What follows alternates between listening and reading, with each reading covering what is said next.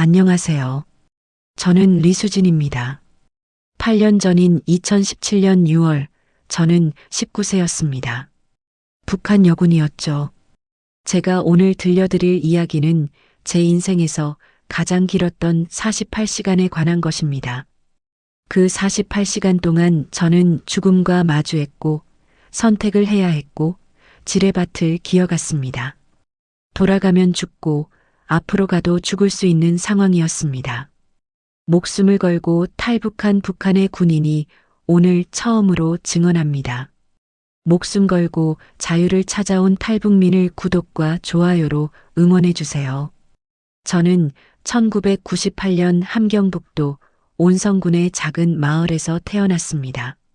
아버지는 협동농장에서 일했고 어머니는 집에서 텃밭을 가꿨습니다. 오빠 하나, 그리고 남동생 하나. 5 식구가 방 2칸짜리 집에서 살았습니다. 우리 집은 가난했지만 그래도 굶지는 않았습니다. 아버지가 성실하게 일했고 어머니가 장마당에서 채소를 팔아 돈을 벌었거든요. 저는 학교에 다녔고 성적도 나쁘지 않았습니다. 하지만 대학에 갈 만큼 뛰어나지도 않았고 집안에 돈이나 권력이 있는 것도 아니었습니다. 2016년 9월 저는 18세가 되었습니다. 북한에서 여자도 군대에 가야 합니다. 7년 복무. 남자는 10년이지만 여자는 7년입니다. 어머니는 우셨습니다. 딸을 군대에 보내는 게 싫으셨던 거죠. 아버지는 군복을 입은 저를 보며 말했습니다. 나라를 위해 충성하고 잘 복무하거라. 저도 그렇게 하고 싶었습니다. 당시 저는 진심으로 그렇게 생각했습니다. 조국을 지키는 군인이 되고 싶었고 부모님을 자랑스럽게 하고 싶었습니다. 저는 순진했습니다. 입대 후 3개월간 훈련소 생활이 시작되었습니다. 강원도 어딘가에 있는 여군 훈련소였습니다. 새벽 5시 기상, 구보, 총검술, 사격훈련, 정치학습. 하루하루가 지옥 같았습니다. 밥은 형편없었고 잠은 부족했습니다. 하지만 저는 견뎠습니다. 동기들도 다 견뎠습니다.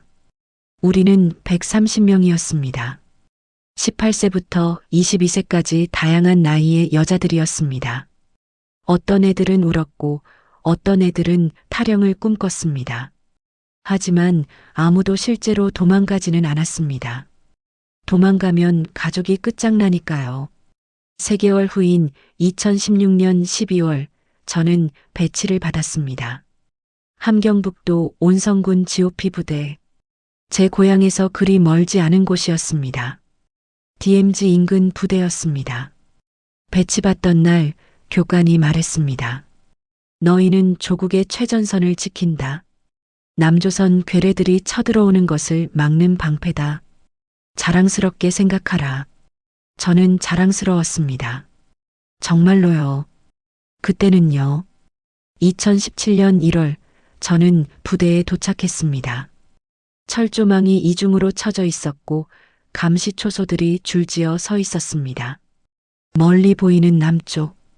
저는 망원경으로 남쪽을 처음 봤습니다. 산이 보였고 나무가 보였습니다. 별로 다를 게 없어 보였습니다. 부대는 여군 80명, 남군 200명 정도였습니다. 여군은 따로 막사에서 생활했습니다. 저는 8인실에 배치되었습니다. 2층 침대 4개. 거기서 저는 박영희를 만났습니다. 영희 언니는 24세였습니다. 이미 복무 6년 차였고 1년만 더하면 제대하는 선임이었습니다. 키가 크고 눈이 크고 목소리가 낮았습니다. 첫날 저를 보더니 말했습니다. 신병이구나. 이름이 뭐야? 리수진입니다. 나는 박영희. 잘 지내보자. 여기 힘들긴 한데 적응하면 괜찮아. 영희 언니는 친절했습니다. 다른 선임들은 신병을 괴롭혔지만 영희 언니는 달랐습니다. 제가 실수하면 혼내지 않고 가르쳐줬습니다. 밤에 제가 힘들어하면 초콜릿을 몰래 줬습니다. 어디서 구했는지 모르겠지만 중국산 초콜릿이었습니다. 2017년 2월부터 본격적인 경계 근무가 시작되었습니다. 낮 근무, 밤 근무를 번갈아 했습니다. 특히 밤 근무가 힘들었습니다. 2시간씩 교대로 섰는데 추웠고 무서웠습니다. DMZ는 고요했습니다. 바람소리, 동물 소리만 들렸습니다. 가끔 남쪽에서 불빛이 보였습니다. 차 불빛인지 건물 불빛인지 알 수 없었습니다. 저는 망원경으로 남쪽을 자주 봤습니다. 궁금했습니다. 저쪽에는 뭐가 있을까? 사람들은 어떻게 살까? 하지만 궁금증은 거기까지였습니다. 탈북 같은 건 생각해 본 적도 없었습니다. 저는 그냥 7년을 채우고 제대하고 싶었습니다. 고향에 돌아가서 결혼하고 평범하게 살고 싶었습니다. 그때까지는요. 박영희 언니와 저는 금방 친해졌습니다. 언니는 저보다 5살 많았지만 친구처럼 대해줬습니다. 밤 근무를 같이 서면 이런저런 이야기를 나눴습니다. 수진아, 너 고향이 어디래? 온성군입니다. 나도 함경북도야. 회령? 가깝네. 언니는 어떻게 군대 왔어요? 나 집안이 가난해서 오빠가 장애인이라 일을 못해. 그래서 내가 군대 와서 배급이라도 받으려고. 영희 언니의 목소리에는 슬픔이 묻어 있었습니다. 하지만 곧 웃으며 말했습니다. 뭐 어때? 1년만 더 하면 제대야. 그럼 장마당에서 장사할 거야. 돈 벌어서 오빠 치료도 시키고. 언니는 꿈이 있었습니다. 제대 후 중국 물건을 팔아서 돈을 벌고 싶다고 했습니다. 오빠를 돌보고 부모님을 편하게 해드리고 싶다고 했습니다. 저도 꿈 있어요. 7년 채우고 나가면 결혼하고 싶어요. 평범하게 살고 싶어요. 평범하게 사는 게 제일 어려운 거야, 수진아. 영희 언니의 말이 무슨 뜻인지 그때는 몰랐습니다. 2017년 3월 어느 날 밤 저와 영희 언니는 같이 야간 경계 근무를 섰습니다. 새벽 2시부터 4시까지 춥고 졸렸습니다. 망원경으로 남쪽을 보니 불빛이 여러 개 보였습니다. 언니, 저기 불빛 많이 보여요. 그래. 남조선은 전기가 많대. 전기요? 응. 밤에도 불을 환하게 켜놓는데. 우리랑 다르지. 저는 신기했습니다. 우리 마을은 밤이 되면 깜깜했습니다. 전기가 하루에 몇 시간밖에 안 들어왔으니까요. 하지만 남쪽은 밤에도 밝았습니다. 언니, 남조선 사람들은 어떻게 살아요? 글쎄, 나도 잘 모르지. 영희 언니는 뭔가 더 말하고 싶어 하는 것 같았습니다. 하지만 입을 다물었습니다. 주위를 둘러보더니 낮은 목소리로 말했습니다. 수진아, 나중에 얘기해 줄게. 지금은 아니고. 무슨 얘기요? 그냥 나중에. 저는 궁금했지만 더 묻지 않았습니다. 4월이 되었습니다. 날씨가 풀렸습니다. 부대 생활도 조금 익숙해졌습니다. 하지만 여전히 힘들었습니다. 밥은 맛없었고 훈련은 고됐습니다. 정치 학습 시간에는 졸리고 지루했습니다. 그런데 영희 언니가 달라지기 시작했습니다. 밤에 자주 밖에 나갔습니다. 화장실 간다고 하면서요. 1시간씩 안 들어올 때도 있었습니다. 돌아오면 얼굴이 상기되어 있었습니다. 언니 괜찮아요? 응, 괜찮아. 하지만 괜찮아 보이지 않았습니다. 뭔가 감추고 있는 것 같았습니다. 어느 날 밤 영희 언니가 제 침대 옆으로 왔습니다. 다른 사람들은 다 자고 있었습니다. 언니가 작은 물건을 제게 건넸습니다. 작은 라디오였습니다. 손바닥만 한 크기였습니다. 이게 뭐예요? 라디오야. 중국제? 어디서 구했어요? 그건 중요하지 않아. 수진아, 이거로 남조선 방송을 들을 수 있어. 저는 깜짝 놀랐습니다. 나만 방송을 듣는 건 중죄였습니다. 적성 방송 청취는 반역행위였습니다. 들키면 끝이었습니다. 언니, 이거 위험해요. 알아. 하지만 들어봐. 진짜가 뭔지 알게 될 거야. 언니는 제 손에 라디오를 꽉 쥐어줬습니다. 그리고 속삭였습니다. 나는 들었어. 한 달 동안. 수진아, 우리가 배운 게 다 거짓말이야. 남조선은 지옥이 아니야. 오히려 그 순간 복도에서 발소리가 들렸습니다. 영희 언니가 재빨리 라디오를 뺏어서 자기 옷 속에 숨겼습니다. 당직사관이 문을 열고 들어왔습니다. 자고 있나? 예, 자고 있습니다. 조용히 해라. 당직사관이 나가자 영희 언니가 한숨을 쉬었습니다. 그리고 저에게 말했습니다. 미안. 너한테 이런 거 보여줘서 잊어버려. 하지만 저는 잊을 수 없었습니다. 나만 방송, 진실, 거짓말. 그날 밤 저는 잠을 이루지 못했습니다. 2017년 5월 1일. 저는 이 날짜를 절대 잊지 못합니다. 새벽 5시 기상 나팔이 울렸습니다. 저는 일어나서 침대를 정리했습니다. 옆 침대를 보니 영희 언니가 없었습니다. 화장실 간 줄 알았습니다. 조회 시간이 되었습니다. 부대 전체가 운동장에 모였습니다. 여군 80명, 남군 200명. 중대장이 단상에 올라섰습니다. 표정이 굳어 있었습니다. 오늘 중요한 발표가 있다. 저는 불안했습니다. 뭔가 잘못되었다는 느낌이 들었습니다. 그때 보안원 2명이 한 사람을 끌고 왔습니다. 박영희였습니다. 손이 뒤로 묶여 있었고 얼굴에 멍이 들어 있었습니다. 맞은 것 같았습니다. 저는 숨이 막혔습니다. 영희 언니를 보는 순간 알았습니다. 들켰구나. 라디오를 들킨 거구나. 중대장이 말했습니다. 이 여자는 박영희 24세다. 복무 6년 차 병사다. 이 여자가 무슨 짓을 했는지 아느냐? 아무도 대답하지 않았습니다. 중대장이 손에 든 물건을 들어 올렸습니다. 작은 라디오였습니다. 제가 봤던 그 라디오였습니다. 이 여자는 적성 방송을 청취했다. 남조선 괴뢰 방송을 들었다. 이것이 무엇을 의미하는지 아느냐? 반역이다. 배신이다. 저는 다리에 힘이 풀렸습니다. 옆에 있던 동료가 저를 붙잡아줬습니다. 박영희는 어젯밤 적발되었다. 야간 순찰 중 막사 뒤에서 라디오를 들고 있었다. 남조선 음악을 듣고 있었다. 중대장의 목소리가 점점 커졌습니다. 이런 반역자는 어떻게 처리해야 하는가?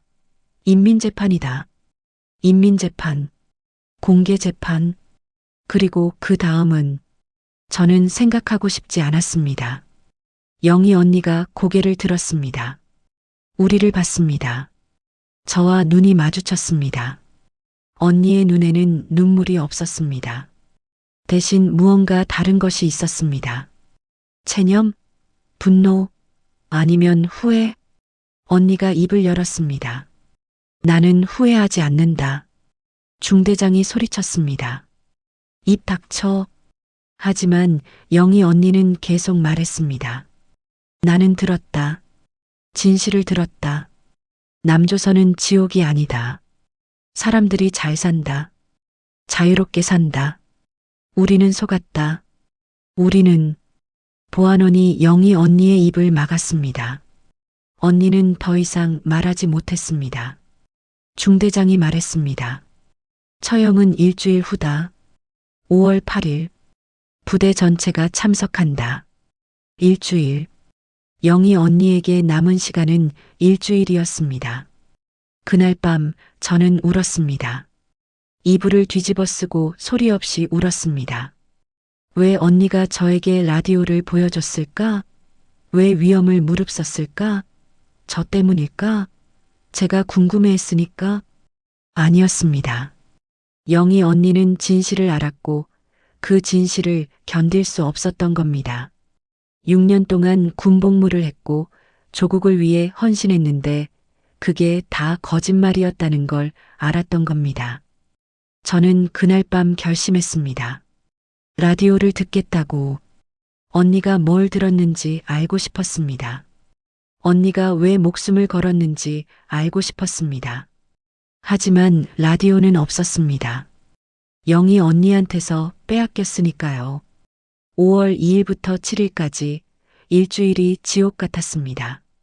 영희 언니는 영창에 갇혔습니다. 아무도 면회할 수 없었습니다. 저는 매일 영창 쪽을 바라봤습니다. 언니 무서울 거예요. 외로울 거예요. 5월 7일 밤 저는 꿈을 꿨습니다. 영희 언니가 나타나서 말했습니다. 수진아, 살아남아. 진실을 알아. 그리고 나가. 나가요? 어디로요? 남쪽으로. 2017년 5월 8일 아침 6시 부대 전체가 처형장에 모였습니다. 부대 뒤편 빈터였습니다. 거기에 나무 기둥이 하나 세워져 있었습니다. 총살 기둥이었습니다. 저는 다른 여군들과 함께 섰습니다.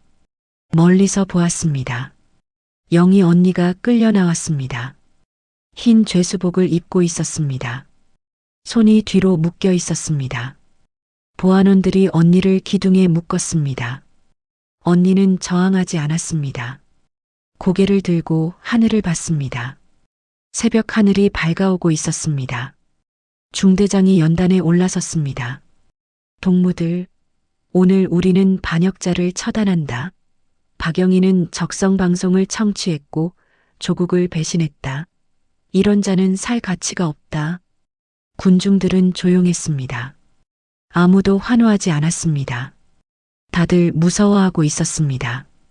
중대장이 손을 들었습니다. 집행조 나와라. 그 순간 제 이름이 호명되었습니다. 리수진. 저는 믿을 수 없었습니다. 제가요? 저요? 12명의 이름이 불렸습니다. 모두 여군이었습니다.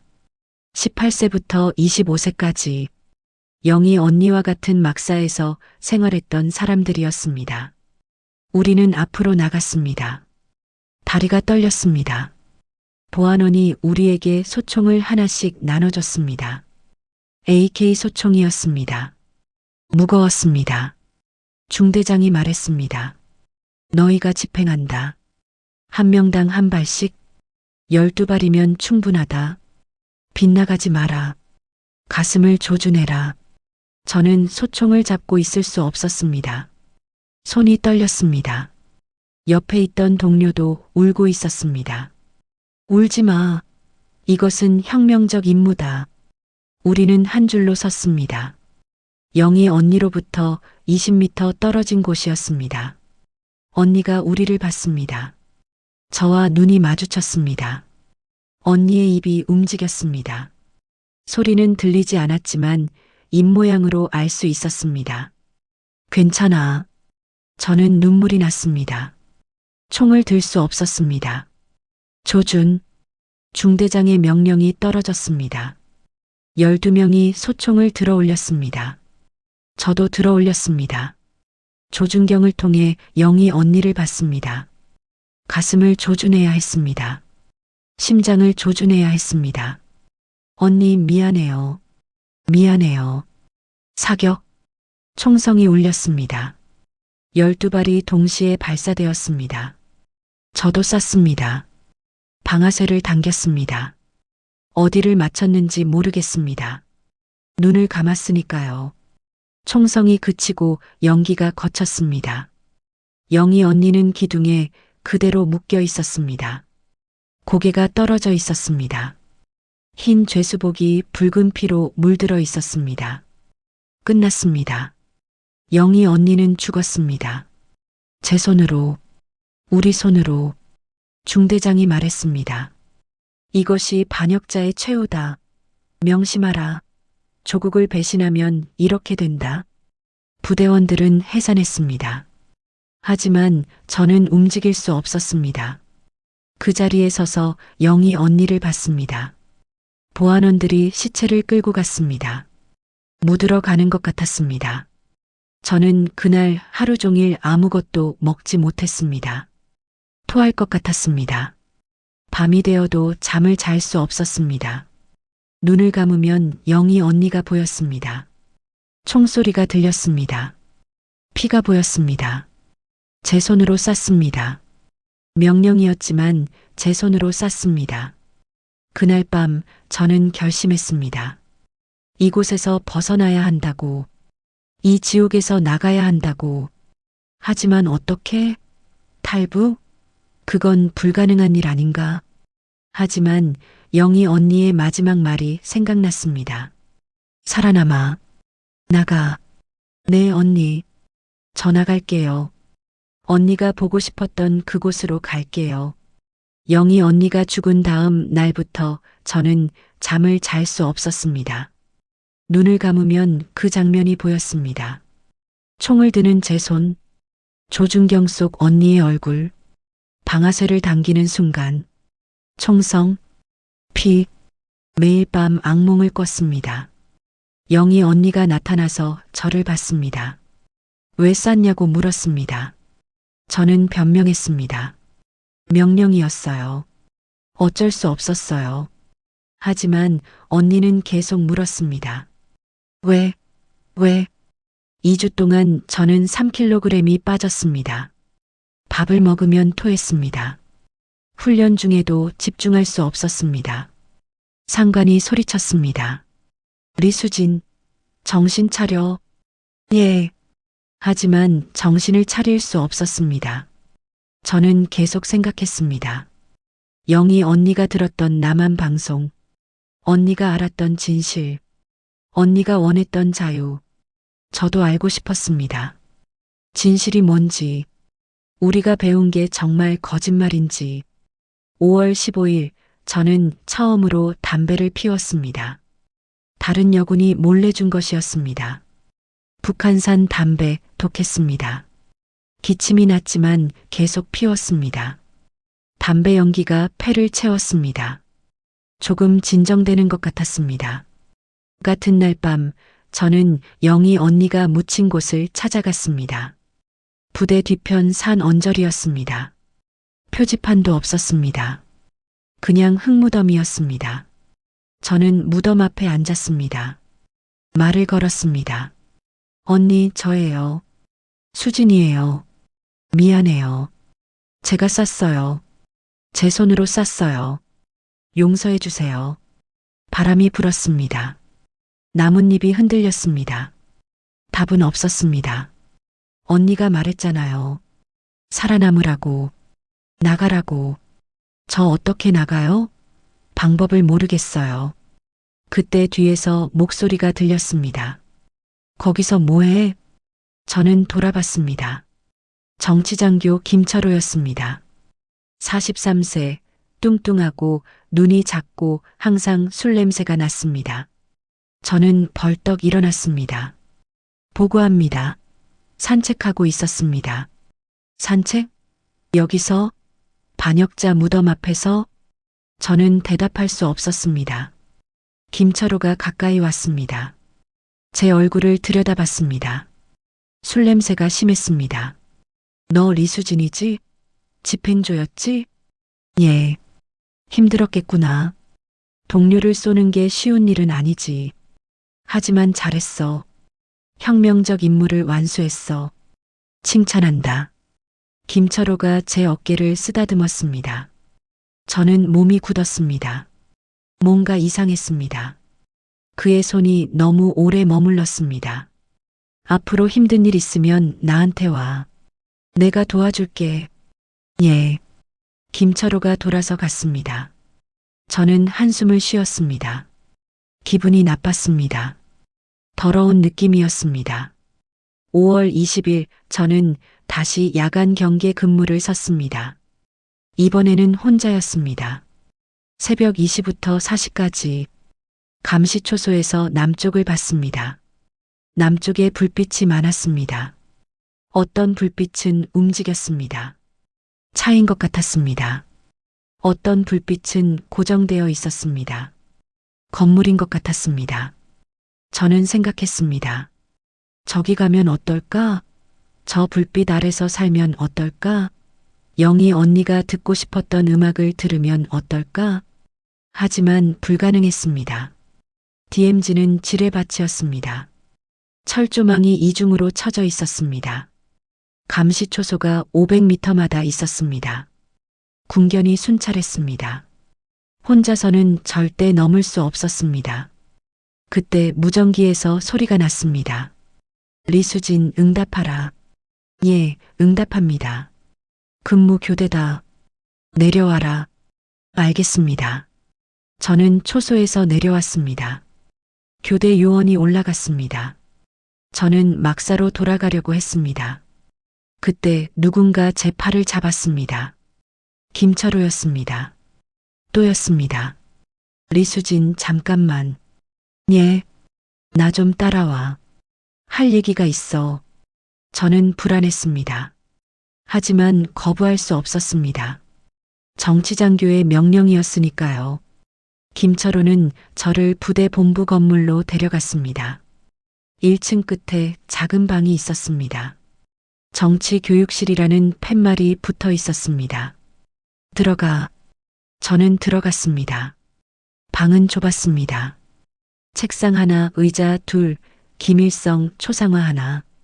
창문에는 커튼이 쳐져 있었습니다. 김철호가 문을 닫았습니다. 잠갔습니다. 제 심장이 빠르게 뛰었습니다. 앉아. 저는 의자에 앉았습니다. 김철호는 책상에 기대어 섰습니다. 저를 내려다봤습니다. 수진아, 너 요즘 상태가 안 좋지? 예.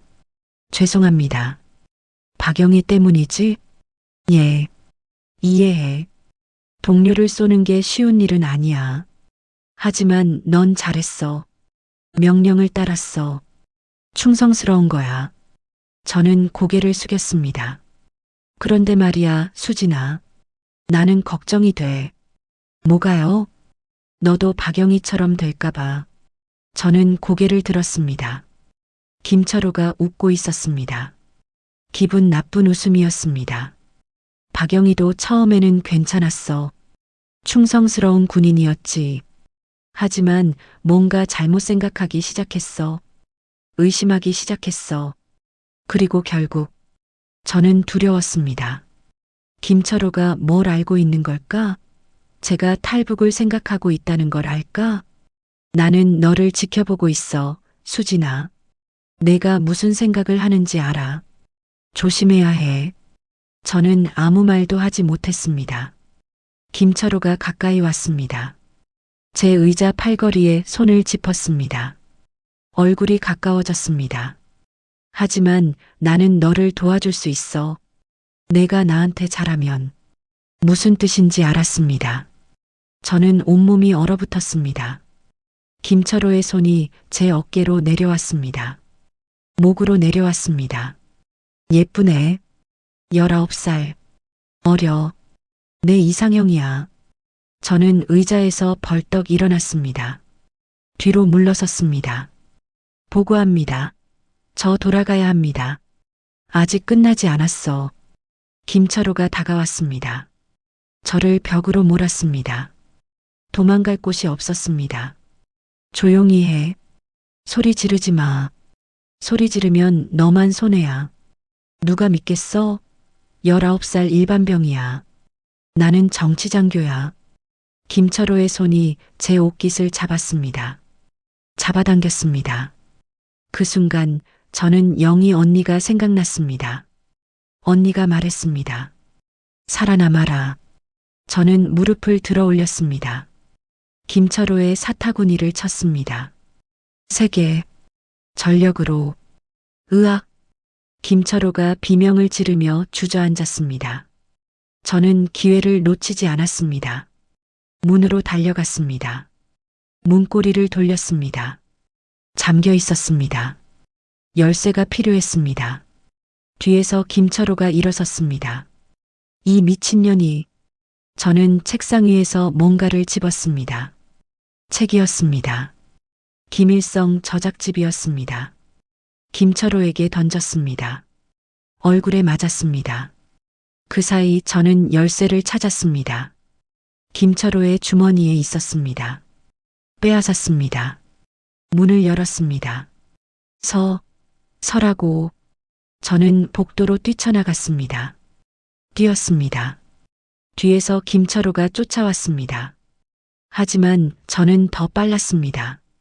건물을 빠져나와 운동장을 가로질렀습니다. 숨을 곳이 필요했습니다. 막사로 가면 안 됐습니다. 김철호가 쫓아올 테니까요. 저는 부대 뒤편산으로 올라갔습니다. 어두웠지만 길을 알고 있었습니다. 20분을 오르자 작은 벙커가 나왔습니다. 오래된 벙커였습니다. 사용하지 않는 곳이었습니다. 저는 안으로 들어갔습니다. 구석에 웅크렸습니다. 숨이 가빠졌습니다. 온몸이 떨렸습니다. 무슨 일이 일어난 걸까? 저는 정치장교를 때렸습니다. 그것도 성기를. 이건 중죄였습니다. 끝났습니다. 저는 끝났습니다. 울음이 났습니다. 소리를 죽여 울었습니다. 어떡하지? 어떡하지? 그때 깨달았습니다. 돌아갈 수 없다는 걸. 막사로 돌아가면 김철호가 기다리고 있을 겁니다. 저를 체포할 겁니다. 폭행죄, 탈영죄. 저는 영희 언니처럼 될 겁니다. 선택의 여지가 없었습니다. 저는 탈영범이 되었습니다. 돌아가면 죽습니다. 그렇다면 앞으로 가야 합니다. 남쪽으로. 벙커 안에서 밤을 보냈습니다. 잠을 잘 수 없었습니다. 밖에서 소리가 들렸습니다. 발소리, 개 짖는 소리, 사이렌. 저를 찾고 있었습니다. 새벽 5시쯤 되자 소리가 가까워졌습니다. 군견이었습니다. 냄새를 맡고 있었습니다. 제 냄새를. 벙커 입구 앞에 사람 그림자가 보였습니다. 손전등 불빛이 들어왔습니다. 저는 벙커 깊숙한 곳으로 기어 들어갔습니다. 여기 있나? 남자 목소리였습니다. 김철호가 아니었습니다. 일반 병사였습니다. 어두워서 잘 안 보이는데. 들어가 봐. 싫어. 무서워. 두 병사가 망설였습니다. 그리고 돌아갔습니다. 저는 숨을 참고 있었습니다. 30분 후 소리가 멀어졌습니다. 하지만 안심할 수 없었습니다. 그들은 다시 올 겁니다. 더 많은 인원과 함께. 저는 결정해야 했습니다. 여기 숨어 있을까? 아니면 탈출할까? 숨어 있으면 시간 문제입니다. 결국 잡힙니다. 탈출하면 죽을 수도 있습니다. 하지만 살 가능성은 있습니다. 영희 언니의 목소리가 들렸습니다. 살아남아라. 나가라. 네, 언니. 저 나갈게요. 저는 벙커에서 나왔습니다. 해가 떠오르고 있었습니다. 동쪽 하늘이 밝았습니다. 아름다웠습니다. 이게 제 마지막 아침일 수도 있었습니다.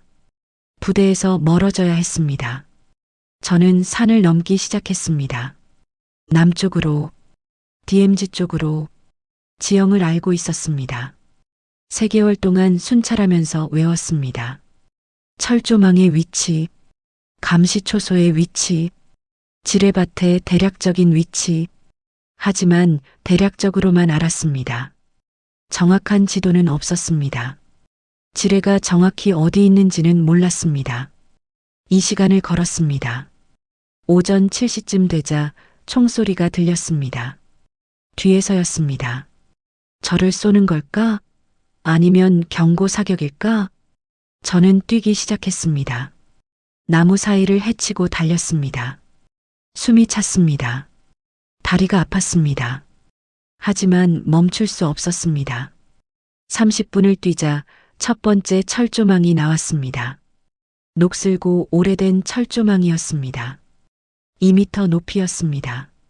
꼭대기에 가시철선이 있었습니다. 넘어야 했습니다. 저는 군복 상의를 벗었습니다. 가시철선에 던졌습니다. 그리고 올라갔습니다. 손이 베었습니다. 피가 났습니다. 하지만 신경 쓸 겨를이 없었습니다. 철조망을 넘었습니다. 반대편으로 떨어졌습니다. 등을 다쳤습니다. 일어났습니다. 계속 갔습니다. 오전 9시 개 짖는 소리가 들렸습니다. 가까웠습니다. 군견이었습니다. 그들이 따라오고 있었습니다. 저는 개울을 찾았습니다. 작은 개울이었습니다. 물에 들어갔습니다. 차가웠습니다. 개울을 따라 걸었습니다. 냄새를 지우기 위해서였습니다. 20분을 개울에서 걸었습니다. 발이 얼었습니다. 감각이 없었습니다. 하지만 개소리가 멀어졌습니다. 효과가 있었습니다. 오전 10시 저는 두 번째 철조망 앞에 섰습니다. 이번 철조망은 새 것이었습니다. 3m 높이였습니다. 가시철선이 촘촘했습니다. 더 어려웠습니다. 하지만 방법이 없었습니다. 넘어야 했습니다. 저는 주변에서 돌을 찾았습니다. 큰 돌을 철조망에 던졌습니다. 가시철선 일부가 눌렸습니다. 그 틈으로 올라갔습니다. 손이 또 베었습니다. 다리도 베었습니다. 피가 흘렀습니다. 군복이 찢어졌습니다. 하지만 넘었습니다.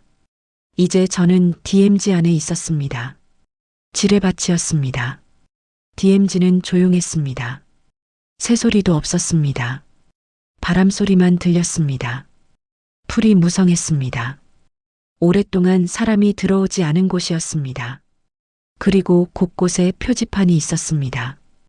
해골 그림, 지뢰 경고. 저는 멈췄습니다. 앞으로 갈까? 뒤로 돌아갈까? 뒤에서 개 짖는 소리가 다시 들렸습니다. 그들이 따라오고 있었습니다. 돌아갈 수는 없었습니다. 앞으로 가야 했습니다. 지뢰밭을 통과해야 했습니다. 저는 무릎을 꿇었습니다. 땅을 살폈습니다. 지뢰는 어떻게 생겼을까? 땅 위로 튀어나와 있을까? 아니면 완전히 묻혀 있을까?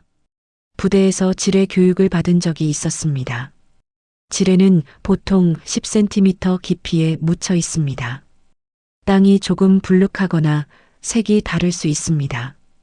풀이 다르게 자랄 수도 있습니다. 저는 천천히 기어가기 시작했습니다. 한 손을 앞으로 뻗었습니다. 땅을 쓸었습니다. 부드럽게, 조심스럽게, 아무것도 없으면 다음 칸으로 갔습니다. 무릎을 조금 앞으로 옮겼습니다. 다시 손으로 땅을 쓸었습니다.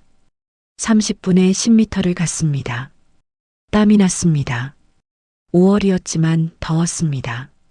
아니, 두려움 때문에 땀이 난 것 같았습니다. 1시간이 지났습니다. 20m를 갔습니다. 그때 손에 뭔가 단단한 것이 닿았습니다. 저는 숨을 멈췄습니다. 조심스럽게 흙을 걷어냈습니다. 금속이었습니다. 둥근 모양이었습니다. 지뢰였습니다. 저는 손을 천천히 뺐습니다. 그 지뢰를 피해서 옆으로 갔습니다. 심장이 미친 듯이 뛰었습니다. 2시간이 지났습니다. 40m를 갔습니다. 뒤에서 목소리가 들렸습니다. 저기다. 발자국이 있다. 추격조였습니다. 그들이 철조망까지 온 것 같았습니다. 여기서 멈췄네. 들어가지 않았어. 지뢰밭이잖아. 미쳤나? 리수진, 들리나? 나와라. 죽고 싶지 않으면 나와. 저는 움직이지 않았습니다. 숨을 죽였습니다. 저기 누워 있는 거 아니야? 어디? 저기 풀밭. 추격조가 저를 봤습니다. 60m 떨어진 거리였습니다. 리수진, 마지막 경고다. 나오지 않으면 쏜다. 저는 대답하지 않았습니다. 계속 기어갔습니다. 총성이 울렸습니다. 총알이 제 옆 땅에 박혔습니다. 흙이 튀었습니다. 쏴. 여러 발이 발사되었습니다. 제 주위에 총알이 떨어졌습니다. 하지만 맞지 않았습니다. 거리가 멀었고 제가 엎드려 있었으니까요. 그만 쏴. 왜요? 지뢰가 터질 수 있어. 총알에 맞으면. 총격이 멈췄습니다. 추격조 대장이 무전을 했습니다. 본부에 보고한다. 탈영병 리수진, DMZ 지뢰밭 진입.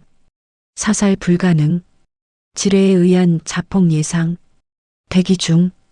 그들은 저를 쏘지 않았습니다. 대신 기다렸습니다. 제가 지뢰를 밟기를, 스스로 죽기를. 저는 계속 기어갔습니다. 3시간이 지났습니다. 60m를 갔습니다. 손이 피투성이었습니다. 무릎이 까졌습니다. 온몸이 아팠습니다. 오후 2시쯤 저는 무언가를 봤습니다. 앞쪽 50m 지점. 또 다른 철조망이었습니다. 남쪽 철조망이었습니다. 한국 쪽 철조망이었습니다. 희망이 보였습니다. 조금만 더 가면 됩니다. 저는 속도를 냈습니다. 너무 급했을지도 모릅니다. 오후 3시 제 오른쪽 10m 지점에서 폭발음이 들렸습니다. 쾅! 저는 본능적으로 땅에 엎드렸습니다. 흙과 돌이 비처럼 쏟아졌습니다. 귀가 먹먹했습니다. 뭔가가 지뢰를 밟았습니다. 제가 아니었습니다. 무엇이었을까? 연기가 거치자 보였습니다. 동물이었습니다. 고라니였습니다. 아니, 고라니였던 것이었습니다. 이제는 산산조각 나 있었습니다. 저는 토할 것 같았습니다. 하지만 참았습니다. 움직여야 했습니다. 뒤에서 추격조가 소리쳤습니다. 지뢰 터졌다. 리수진 죽었나? 확인할 수 없어요. 계속 대기해라. 저는 계속 기었습니다. 4시간, 5시간, 해가 기울었습니다. 오후 5시, 6시, 드디어 남쪽 철조망에 도착했습니다. 80m를 기어서 왔습니다. 5시간이 걸렸습니다. 철조망은 새 것이었습니다. 한국군이 설치한 것이었습니다. 3m 높이, 가시철선, 그리고 그 위에 전기선이 있었습니다. 전기가 흐르는 철조망이었습니다. 넘을 수 있을까? 해가 지고 있었습니다. 하늘이 붉었습니다. 아름다웠습니다. 저는 철조망 앞에 앉았습니다. 5시간 동안 기어왔습니다. 온몸이 망가졌습니다. 손은 피투성이, 무릎은 까짐, 얼굴은 흙투성이, 물이 필요했습니다. 목이 말랐습니다. 아침부터 아무것도 먹지 못했습니다. 마시지도 못했습니다. 하지만 이제 거의 다 왔습니다. 이 철조망만 넘으면 됩니다. 전기선이 문제였습니다. 만지면 감전될 것 같았습니다. 죽을 수도 있었습니다. 저는 주변을 살폈습니다. 뭔가 도구가 필요했습니다. 나무 막대기, 돌, 뭐든지. 20m 떨어진 곳에 나뭇가지가 하나 있었습니다. 가져오려고 일어섰습니다. 그 순간 뒤에서 총소리가 들렸습니다. 땅, 땅, 땅. 총알이 제 발치에 박혔습니다. 저는 다시 엎드렸습니다. 추격조가 아직 있었습니다. 저를 보고 있었습니다. 일어서면 쏘려고 기다리고 있었습니다. 저는 기어서 나뭇가지를 가져왔습니다. 10분이 걸렸습니다. 나뭇가지로 철조망을 쳤습니다. 타닥하고 불꽃이 튀었습니다. 전기가 흐르고 있었습니다. 어떻게 넘을까? 그때 생각났습니다. 군복이요. 제 군복 상의는 이미 첫 번째 철조망에서 사용했습니다. 하지만 하의가 남아 있었습니다. 저는 군복 바지를 벗었습니다. 속옷만 입고 있었습니다. 춥고 부끄러웠습니다. 하지만 선택의 여지가 없었습니다. 군복 바지를 전기선에 던졌습니다. 걸쳤습니다. 전기선이 옷에 닿았습니다. 쇼트가 일어났습니다. 불꽃이 튀고 연기가 났습니다. 하지만 전기선이 끊어지지 않았습니다. 바지만 탔습니다. 다른 방법이 필요했습니다. 저는 땅을 팠습니다. 맨손으로 철조망 밑을 터널을 만들어야 했습니다. 30분을 팠습니다. 손톱이 부러졌습니다. 손가락에서 피가 났습니다. 하지만 계속 팠습니다. 구멍이 생겼습니다. 작은 구멍이었습니다. 제 몸이 들어갈 만큼 저는 구멍으로 기어 들어갔습니다. 철조망 밑을 천천히 조심스럽게 가시철선이 제 등을 긁었습니다. 아팠습니다. 피가 났습니다. 하지만 멈출 수 없었습니다. 5분 후 저는 철조망 반대편에 있었습니다. 넘었습니다. 마지막 철조망을 넘었습니다. 이제 저는 DMZ 남쪽에 있었습니다. 한국 땅에 있었습니다. 하지만 아직 끝나지 않았습니다. 여기도 지뢰밭이었습니다. 그리고 한국군 감시초소가 어딘가에 있었습니다. 저는 일어섰습니다. 뛰기 시작했습니다. 남쪽으로 불빛을 향해 뒤에서 총소리가 들렸습니다. 북한 추격조가 마지막으로 쏘는 것 같았습니다. 하지만 거리가 너무 멀었습니다. 총알이 닿지 않았습니다. 저는 계속 뛰었습니다. 50m, 100m, 200m. 그때 제 앞에서 불빛이 켜졌습니다. 강한 조명이었습니다. 저를 비췄습니다. 그리고 확성기 소리가 들렸습니다. 멈춰라. 움직이지 마라. 한국말이었습니다. 한국군이었습니다. 저는 멈췄습니다. 손을 들었습니다. 쏘지 마세요. 쏘지 마세요. 저는 북한 군인입니다. 탈북합니다. 한국어가 서툴렀습니다. 사투리가 심했습니다. 하지만 전달되었습니다. 엎드려라. 저는 엎드렸습니다. 손을 머리 뒤로 따랐습니다. 5분 후 한국군 병사들이 다가왔습니다. 3명이었습니다. 총을 겨누고 있었습니다. 한 병사가 저를 수색했습니다. 무기가 있는지 확인했습니다. 아무것도 없었습니다. 저는 일어섰습니다. 다리에 힘이 없었습니다. 비틀거렸습니다. 병사 하나가 저를 붙잡았습니다. 괜찮아? 저는 대답하지 못했습니다. 눈물이 났습니다. 갑자기 모든 긴장이 풀렸습니다. 살았습니다. 저는 살아남았습니다. 병사들이 저를 부축해서 초소로 데려갔습니다. 담요를 줬습니다. 물을 줬습니다. 저는 물을 벌컥벌컥 마셨습니다. 이름이 뭐예요? 리수진입니다. 나이는 19살입니다. 언제 넘어왔어요? 오늘 아침부터 홀로? 네. 병사들이 놀란 표정을 지었습니다. DMZ를 혼자 넘었다고? 네. 미쳤네. 한 병사가 무전을 했습니다.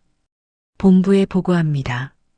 북한군 탈북자 확보, 여군 1명, 부상 있음, 의료 지원 요청. 10분 후 구급차가 왔습니다. 의무병이 제 상처를 치료했습니다. 손, 무릎, 등, 얼굴, 온몸이 상처투성이었습니다. 병원으로 후송됩니다. 저는 들것에 실렸습니다. 구급차 안에서 천장을 봤습니다. 하얀 천장이었습니다. 깨끗했습니다. 마취제가 투여되었습니다. 눈이 무거워졌습니다. 의식이 흐려지기 전에 생각했습니다. 영희 언니, 제가 해냈어요. 나왔어요. 그리고 잠들었습니다. 눈을 떴을 때 천장이 하였습니다. 어디죠? 저 어디 있어요? 간호사가 다가왔습니다. 젊은 여자였습니다. 웃고 있었습니다. 깨어났네요. 병원이에요. 안전해요. 병원. 저는 몸을 일으켰습니다. 아팠습니다. 온몸이 붕대로 감겨 있었습니다. 손, 팔, 다리. 많이 다쳤어요. 하지만 생명에는 지장 없어요. 잘 치료하면 나을 거예요. 여기가 남한이에요? 네. 한국이에요. 대한민국이에요. 저는 믿을 수 없었습니다. 정말 넘어온 건가요? 꿈이 아닌가요? 창문을 봤습니다. 밖이 보였습니다. 건물들이 보였습니다. 불빛들이 보였습니다. 차들이 움직이고 있었습니다. 북한과 달랐습니다. 밝았습니다. 화냈습니다. 저는 울기 시작했습니다. 참을 수 없었습니다. 살았습니다. 진짜 살았습니다. 간호사가 제 손을 잡았습니다. 괜찮아요. 이제 안전해요. 아무도 당신을 해치지 않아요. 저는 몇 분간 울었습니다. 간호사는 아무 말 없이 제 손을 잡고 있었습니다. 울음이 그치자 간호사가 말했습니다. 배고프죠? 식사 가져올게요. 5분 후 음식이 왔습니다. 쟁반에 담긴 음식이었습니다. 밥, 국, 반찬. 북한에서는 본 적 없는 음식들이었습니다. 저는 먹기 시작했습니다. 맛있었습니다. 너무 맛있었습니다. 눈물이 또 났습니다. 천천히 드세요. 체해요. 하지만 멈출 수 없었습니다. 계속 먹었습니다. 2인분을 먹었습니다. 오후에 면담자가 왔습니다. 정부 관계자였습니다. 30대 남자였습니다. 신분증을 보여줬습니다. 국정원이었습니다. 리수진 씨, 제 이름은 김민수입니다. 당신을 조사할 겁니다. 협조해 주세요. 조사. 뭐? 네. 당신이 진짜 탈북자인지 확인해야 해요. 간첩일 수도 있으니까요. 저는 놀랐습니다. 간첩? 저는 간첩 아니에요. 진짜 탈북했어요. 알아요. 하지만 절차예요. 이해해 주세요. 조사가 시작되었습니다. 질문이 쏟아졌습니다. 이름이 뭐죠? 리수진. 생년월일은 1998년 3월 12일. 고향은 함경북도 온성군. 부모님은 아버지 리철수, 어머니 김순희. 왜 탈북했나요? 저는 머뭇거렸습니다. 어디서부터 말해야 할까? 천천히 말해보세요. 저는 말했습니다. 영희 언니 이야기, 라디오 이야기, 처형 이야기, 김철호 이야기, 도망 이야기, 지뢰밭 이야기. 1시간 동안 말했습니다. 김민수는 기록했습니다. 메모했습니다. 힘들었겠네요. 네. 당신 이야기는 확인할 겁니다. 며칠 걸릴 거예요. 그동안 여기 있으면 됩니다. 그 다음 날부터 일주일간 조사가 계속되었습니다. 같은 질문을 여러 번 했습니다. 거짓말을 찾으려는 것 같았습니다. 하지만 저는 거짓말하지 않았습니다. 진실만 말했습니다. 일주일 후 김민수가 왔습니다.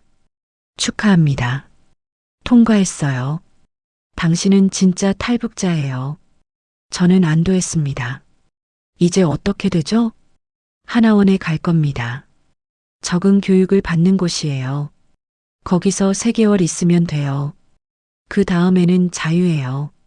어디든 가고 싶은 곳에 가면 돼요. 자유. 네. 자유예요. 하나원은 경기도 안성에 있었습니다. 탈북자들이 적응 교육을 받는 곳이었습니다. 저는 2017년 6월 초에 도착했습니다. 처음 본 하나원은 학교 같았습니다. 깨끗한 건물, 넓은 운동장, 도서관, 식당. 북한의 어떤 건물보다 좋았습니다. 저와 함께 입소한 사람은 50명쯤 되었습니다. 나이도 다양했습니다. 20대부터 60대까지 여자가 많았습니다. 첫날 오리엔테이션이 있었습니다. 담당자가 말했습니다. 여러분 환영합니다. 여기는 여러분의 새로운 시작입니다. 3개월 동안 한국 사회를 배우고 적응하게 될 겁니다. 어려운 점 있으면 언제든 말하세요. 저는 다른 탈북자들을 봤습니다. 모두 힘들어 보였습니다. 상처가 있었습니다. 저처럼 첫 주는 건강검진이었습니다. 병원에서 온몸을 검사했습니다. 피검사, 엑스레이, 치과 검진. 의사가 말했습니다. 영양실조가 심하네요. 체중도 많이 부족하고 앞으로 잘 먹어야 해요. 저는 43kg이었습니다. 키 160cm에 43kg. 너무 말랐습니다. 치아도 나빴습니다. 충치가 많았습니다. 치료를 받았습니다. 둘째 주부터 교육이 시작되었습니다. 한국어 교육이 첫 번째였습니다. 북한 말과 남한 말이 달랐습니다. 단어도 달랐고 억양도 달랐습니다. 선생님이 말했습니다. 북한에서는 동무라고 하죠? 여기서는 친구라고 해요. 그리고 혁명적이라는 말 쓰지 마세요. 여기서는 안 써요. 저는 열심히 배웠습니다. 매일 2시간씩 한국어를 공부했습니다. 둘째는 컴퓨터 교육이었습니다. 저는 컴퓨터를 만져본 적이 없었습니다. 북한에는 컴퓨터가 거의 없었으니까요. 마우스를 잡는 법부터 배웠습니다. 클릭하는 법, 인터넷 사용법. 신기했습니다. 인터넷에는 모든 정보가 있었습니다. 뭐든지 검색할 수 있었습니다. 북한에서는 상상도 못할 일이었습니다. 저는 밤마다 컴퓨터실에 가서 인터넷을 했습니다. 한국에 대해 검색했습니다. 서울, 부산, 제주도. 아름다웠습니다. 그리고 북한에 대해서도 검색했습니다. 외국인들이 쓴 글이 많았습니다. 북한 인권, 북한 정치범 수용소, 북한 기아. 저는 충격받았습니다. 우리가 배운 것과 완전히 달랐습니다. 북한은 지상낙원이 아니었습니다. 독재 국가였습니다. 셋째는 직업 교육이었습니다. 한국에서 무슨 일을 할 수 있는지 배웠습니다. 상담사가 말했습니다. 수진 씨는 19살이에요. 아직 어려요. 공부를 더 하는 게 좋을 것 같아요. 대학에 가세요. 대학요? 네. 탈북자는 대학 입학 특례가 있어요. 쉽게 들어갈 수 있어요. 장학금도 있고요. 저는 꿈만 같았습니다. 대학? 저 같은 사람이 대학을 갈 수 있다고? 7월이 되었습니다. 교육이 계속되었습니다. 돈 관리 교육, 법률 교육, 취업 교육. 저는 하나원에서 친구를 사귀었습니다. 같은 나이 여자애가 있었습니다. 이름은 박미라. 함경남도 출신이었습니다. 미라는 온 가족이 탈북했습니다. 엄마, 아빠, 언니, 동생. 5 식구가 중국을 거쳐서 왔습니다. 미라가 물었습니다. 수진아, 너는 혼자 왔어? 응. 가족은? 북한에 있어. 연락 안 돼? 못 해. 아버지가 저 때문에 잡혔을 거야. 저는 눈물이 났습니다. 아버지 생각이 났습니다. 저 때문에 수용소에 갔을 겁니다. 연좌제 때문에. 미라가 제 손을 잡았습니다. 미안해. 슬픈 얘기 꺼내서. 괜찮아. 하지만 괜찮지 않았습니다. 저는 매일 아버지를 생각했습니다. 어머니를, 오빠를, 동생을. 제가 탈북했기 때문에 그들이 고통받고 있었습니다. 제 잘못이었습니다. 8월이 되었습니다. 교육이 거의 끝나갔습니다. 수료식이 다가왔습니다. 어느 날 밤 저는 혼자 산책을 했습니다. 하나원 운동장을 걸었습니다. 하늘을 봤습니다. 별이 많았습니다. 영희 언니 생각이 났습니다. 언니도 이별을 봤을까? 언니도 자유를 꿈꿨을까? 저는 중얼거렸습니다. 언니, 제가 여기 있어요. 언니가 보고 싶었던 곳에 있어요. 언니 덕분이에요. 고마워요. 바람이 불었습니다. 언니의 대답 같았습니다. 2017년 9월 저는 하나원을 졸업했습니다. 정부에서 지원금을 줬습니다. 정착금 700만 원, 주거 지원금 1,600만 원, 그리고 월세 보조금. 저는 서울에 방을 얻었습니다. 관악구 신림동 원룸이었습니다. 작았지만 제 공간이었습니다. 첫날 밤 저는 방 한가운데 앉아 있었습니다. 아무것도 없는 방이었습니다. 침대만 있었습니다. 이제 뭘 해야 하지? 자유였습니다. 완전한 자유. 가고 싶은 곳에 갈 수 있었습니다. 하고 싶은 일을 할 수 있었습니다. 하지만 무서웠습니다. 이 큰 자유가 무서웠습니다. 다음 날 저는 대학 입학 준비를 시작했습니다. 탈북자 지원센터에 갔습니다. 상담을 받았습니다. 수진 씨는 어떤 공부를 하고 싶어요? 저는 잘 모르겠어요. 관심 있는 분야는 사람들을 돕고 싶어요. 탈북자들을, 그리고 북한 사람들을. 그럼 사회복지나 사회학은 어때요? 좋을 것 같아요. 상담사가 도와줬습니다. 서류를 준비했습니다. 대학에 지원했습니다. 2018년 3월 저는 서울의 한 대학교 사회학과에 입학했습니다. 20살이었습니다. 첫 등교날 저는 떨렸습니다. 다른 학생들이 저를 어떻게 볼까? 탈북자라는 걸 알면 이상하게 생각하지 않을까? 저는 억양을 숨기려고 노력했습니다. 천천히 말했습니다. 표준어를 쓰려고 했습니다. 수업이 시작되었습니다. 교수님이 말했습니다. 사회학은 사회를 연구하는 학문입니다. 사람들이 어떻게 살고, 어떻게 상호작용하고, 어떻게 변화하는지 배웁니다. 저는 집중했습니다. 노트에 필기했습니다. 열심히 공부했습니다.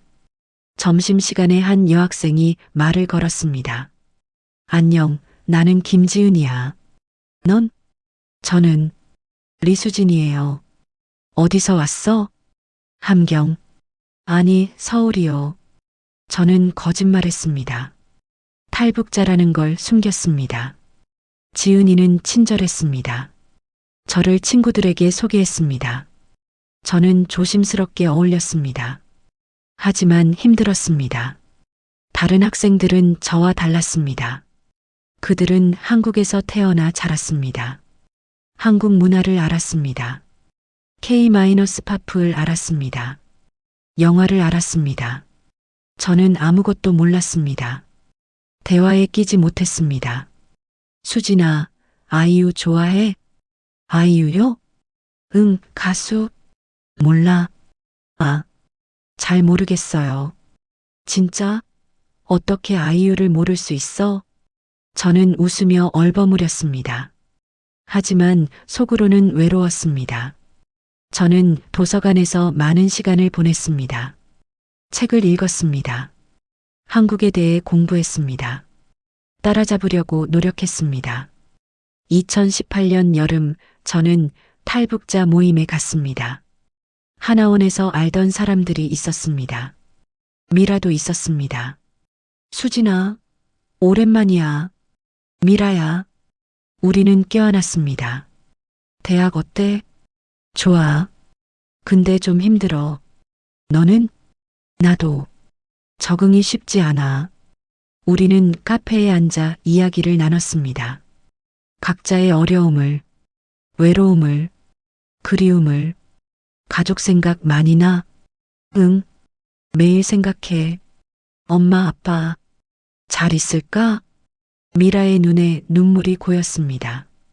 저도 마찬가지였습니다. 우리는 한국에 왔지만 마음 한편은 여전히 북한에 있었습니다. 2018년 가을, 저는 처음으로 제 이야기를 했습니다. 사회학 수업 발표에서였습니다. 주제는 이주와 정체성이었습니다. 교수님이 자기 경험을 발표하라고 했습니다. 저는 고민했습니다. 말할까? 숨길까? 결국 말하기로 했습니다. 발표 당일 저는 강단에 섰습니다. 30명의 학생들이 저를 봤습니다. 저는 리수진입니다. 저는 북한에서 왔습니다.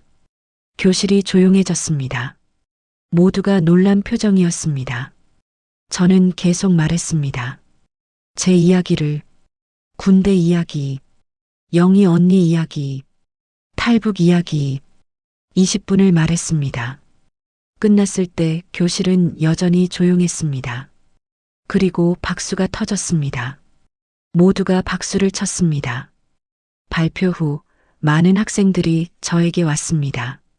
수진아, 대단해. 용기 있다. 힘들었겠다. 잘 왔어. 저는 처음으로 환영받는 느낌을 받았습니다. 그날 이후 저는 더 이상 숨지 않았습니다. 탈북자라는 정체성을 받아들였습니다. 2018년 12월 저는 첫 학기를 마쳤습니다. 성적은 괜찮았습니다. 비평균이었습니다. 겨울방학이 되었습니다. 저는 아르바이트를 시작했습니다. 편의점에서 일했습니다. 저녁 6시부터 자정까지 시급 8,000원. 힘들었지만 돈을 벌었습니다. 돈을 모았습니다. 언젠가 가족을 데려오기 위해서였습니다. 브로커 비용은 비쌌습니다. 한 사람당 500만 원 이상, 세 사람이면 1,500만 원 이상. 저는 매일 저축했습니다. 한 푼, 두 푼 모았습니다. 대학 생활은 계속되었습니다. 하지만 악몽도 계속되었습니다. 밤마다 꿈을 꿨습니다. 영희 언니의 처형, 지뢰밭, 김철우의 손, 총소리, 깨어나면 땀에 젖어 있었습니다. 심장이 빠르게 뛰었습니다. 숨을 쉬기 힘들었습니다. 2019년 봄 저는 병원에 갔습니다. 정신과였습니다. 의사가 말했습니다. 외상 후 스트레스 장애입니다. PTSD, 탈북자들한테 흔한 증상이에요. 치료할 수 있어요? 네. 상담 치료와 약물 치료를 병행하면 좋아질 거예요. 저는 매주 상담을 받았습니다. 제 경험을 말했습니다. 두려움을, 죄책감을 상담사가 말했습니다. 수진 씨, 당신 잘못이 아니에요. 살아남은 게 잘못이 아니에요. 하지만 아버지는 쟤 때문에 그것도 당신 잘못이 아니에요. 북한 체제의 잘못이에요. 머리로는 알았습니다. 하지만 마음은 달랐습니다. 2019년 여름 저는 탈북자 인권단체에서 자원봉사를 시작했습니다. 새로운 탈북자들을 도왔습니다. 적응을 도왔습니다. 한 여성을 만났습니다. 30대였습니다. 두 아이와 함께 왔습니다. 그녀가 말했습니다. 남편은 북한에 두고 왔어요. 혼자 못 나온대요. 아이들만이라도 살리고 싶어서 왔어요. 그녀는 울었습니다. 저도 울었습니다. 같은 아픔이었습니다. 2020년이 되었습니다. 코로나가 시작되었습니다. 세상이 멈췄습니다.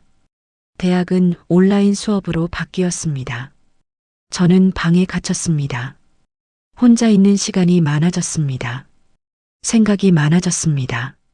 가족 생각, 북한 생각, 영희 언니 생각.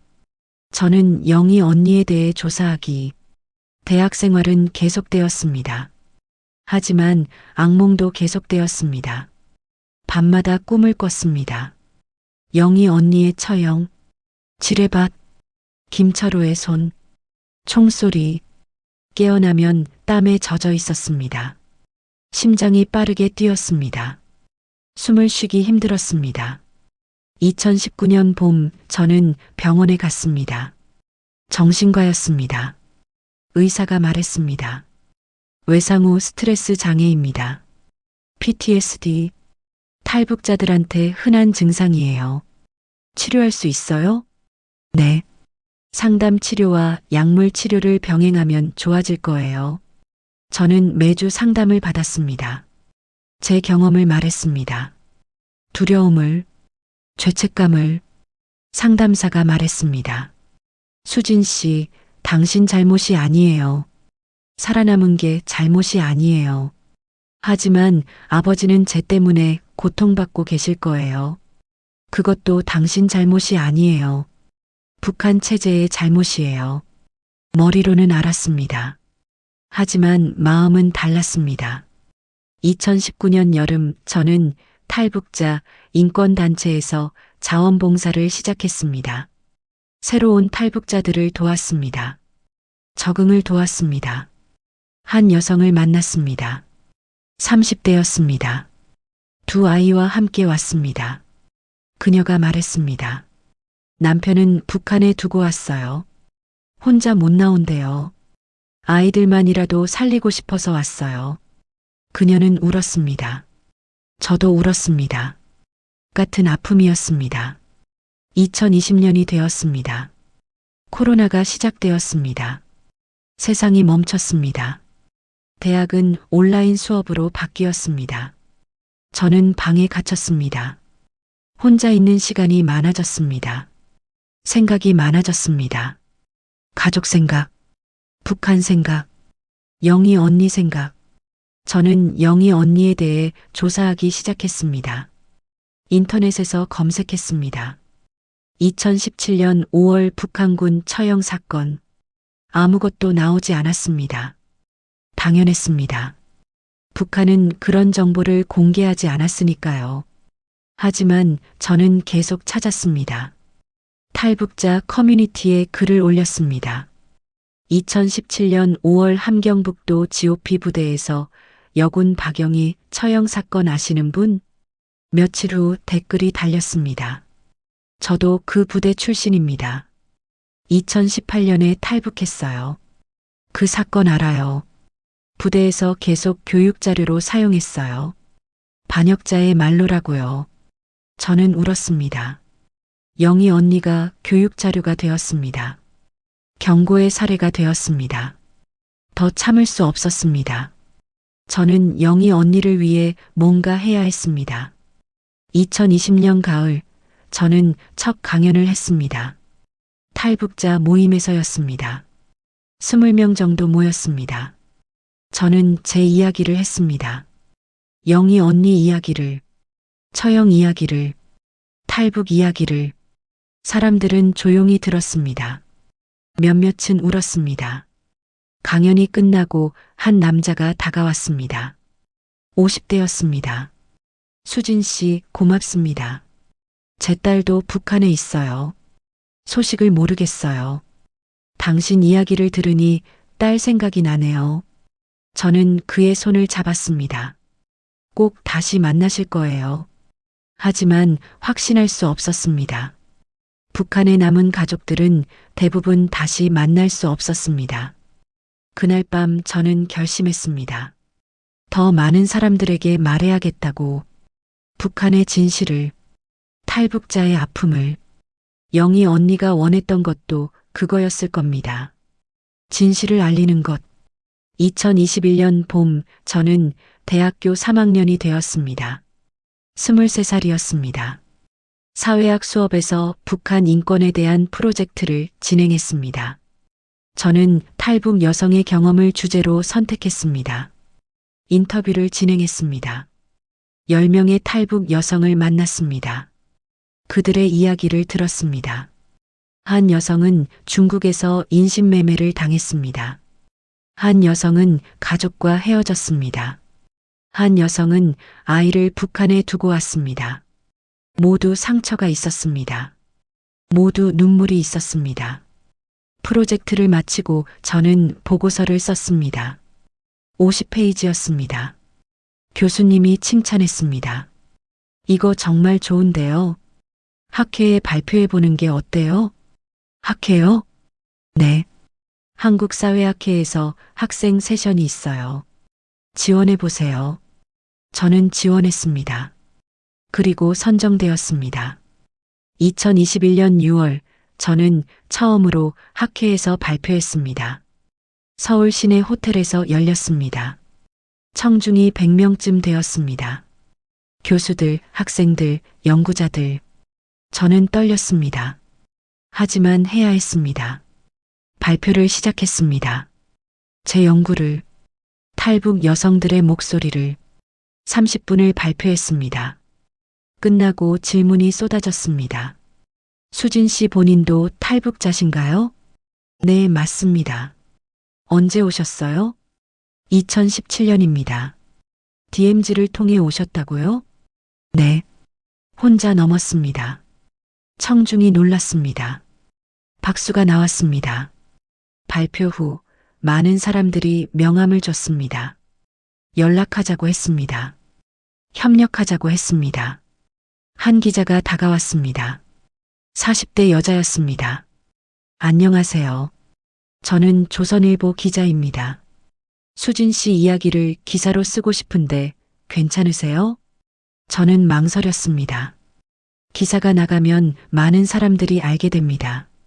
제 얼굴이 공개됩니다. 하지만 이것도 목소리를 내는 방법이었습니다. 좋습니다. 하겠습니다. 일주일 후 기사가 나왔습니다. 일면이었습니다. 제 사진과 함께 제목은 이랬습니다. 19세 여군, DMZ 홀로 넘어 자유 찾다. 기사는 제 이야기를 자세히 다뤘습니다. 영희 언니, 김철호, 지뢰밭, 48시간. 반응이 폭발적이었습니다. 댓글이 수천 개 달렸습니다. 대부분 응원이었습니다. 용감하다. 대단하다. 잘 살았다. 하지만 악플도 있었습니다. 거짓말 같다. 과장이다. 간첩 아니냐. 저는 상처받았습니다. 하지만 예상했던 일이었습니다. 기사가 나간 후 방송 출연 제의가 들어왔습니다. 토크쇼, 다큐멘터리, 뉴스 인터뷰. 저는 몇 개를 선택했습니다. TV에 나갔습니다. 제 이야기를 했습니다. 시청률이 높았습니다. 사람들이 관심을 가졌습니다. 하지만 저는 불편했습니다. 제 고통이 콘텐츠가 되는 느낌이었습니다. 한 프로그램에서 진행자가 물었습니다.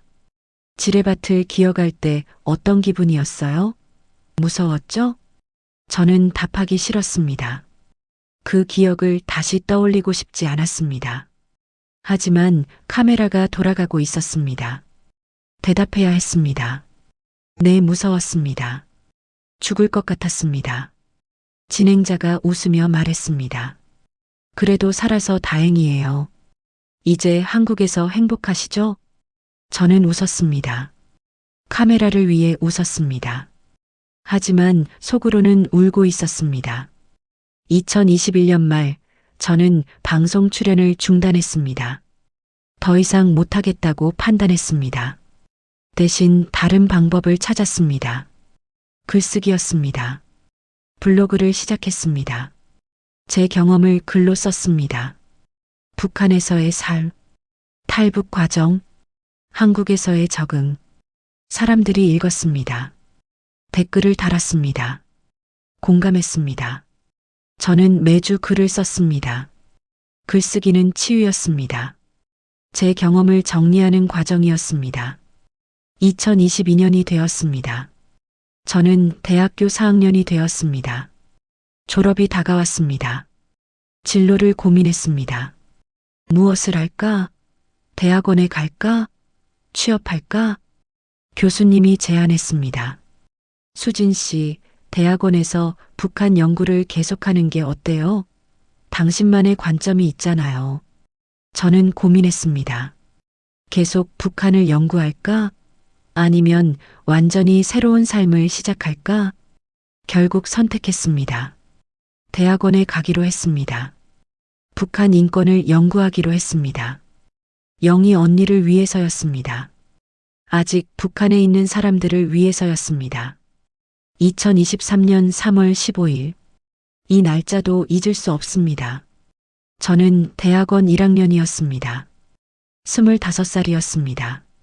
북한 인권 연구를 하고 있었습니다. 그날 오후 3시쯤 전화가 왔습니다. 모르는 번호였습니다. 여보세요? 리수진 씨 맞으시죠? 네, 맞는데요. 저는 중국에서 탈북자 지원을 하는 사람입니다. 당신 가족에 대한 소식이 있어서 연락했습니다. 제 심장이 멈췄습니다. 저희 가족이요? 무슨 소식이요? 남자가 잠시 침묵했습니다. 그리고 말했습니다. 아버지 리철수 씨에 대한 소식입니다. 아버지가 살아계세요? 안타깝게도 그게 아닙니다. 뭐라고요? 아버지 리철수 씨는 2019년 11월에 돌아가셨습니다. 정치범 수용소에서였습니다. 저는 전화기를 놓칠 뻔했습니다. 손이 떨렸습니다. 뭐라고요? 그럴 리가 없어요. 확인된 정보입니다. 함경북도 요덕 수용소였습니다. 연자제로 수감되었고 4년 만에 사망했습니다. 4년. 2019년. 제가 한국에서 대학을 다니는 동안, 제가 방송에 나가는 동안 아버지는 수용소에서 죽어가고 있었습니다. 어떻게 돌아가셨어요? 영양실조와 폐렴이었다고 합니다. 치료를 받지 못했고요. 저는 바닥에 주저앉았습니다. 숨을 쉴 수 없었습니다. 어머니와 동생들은요? 어머니 김순희 씨는 생존해 있습니다. 하지만 건강이 좋지 않다고 합니다. 동생들도 감시 대상입니다. 제 잘못이었습니다. 제가 탈북했기 때문이었습니다. 아버지가 죽었습니다. 4년 전에 죽었습니다. 그리고 저는 몰랐습니다. 전화를 끊고 저는 울었습니다. 소리내서 울었습니다. 온몸이 떨렸습니다. 아버지, 미안해요. 제가 죽였어요. 제가 살려고 아버지를 죽였어요. 이틀 동안 저는 방에서 나오지 못했습니다. 먹지도 못했습니다. 자지도 못했습니다. 미라가 찾아왔습니다. 문을 두드렸습니다. 수진아, 나야. 문 열어. 저는 문을 열었습니다. 미라가 저를 껴안았습니다. 들었어. 아버지 소식. 미안해. 정말 미안해. 저는 미라의 품에서 울었습니다. 내 잘못이야. 내가 나와서 아버지가 죽었어. 아니야. 내 잘못이 아니야. 북한이 잘못한 거야.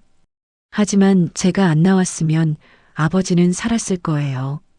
그럼 너는 죽었을 거야. 김철호한테 당했거나 처형당했을 거야. 미라가 맞았습니다. 저는 살기 위해 탈북했습니다. 잘못된 선택이 아니었습니다. 하지만 마음은 달랐습니다. 죄책감은 사라지지 않았습니다. 일주일 후 저는 상담사를 만났습니다.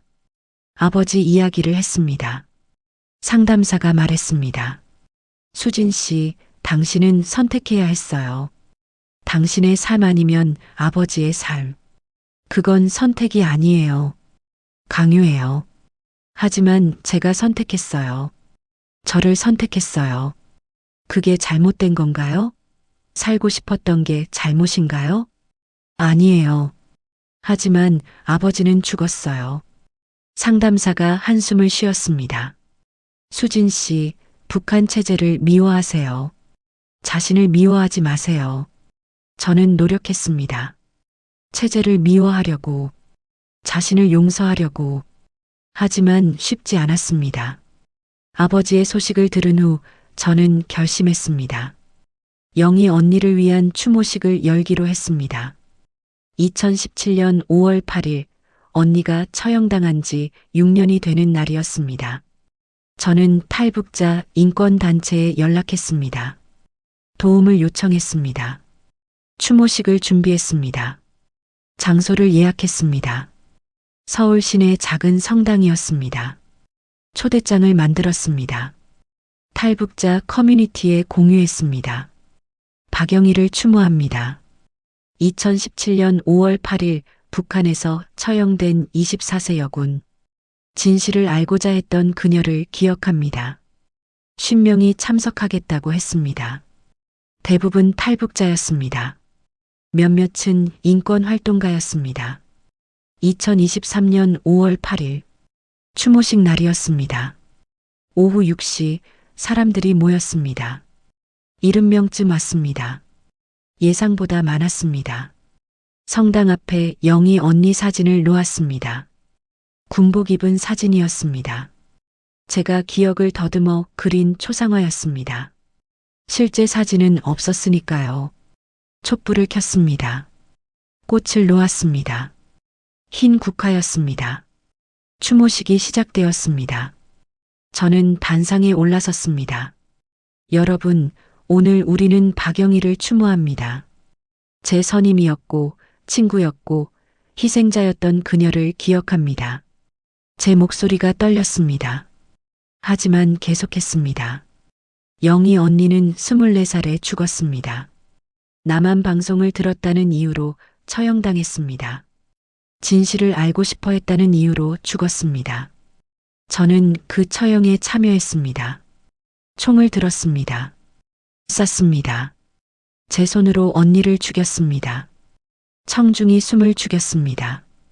6년이 지났지만 저는 매일 그 순간을 생각합니다. 후회합니다. 미안해합니다. 하지만 오늘 저는 깨달았습니다.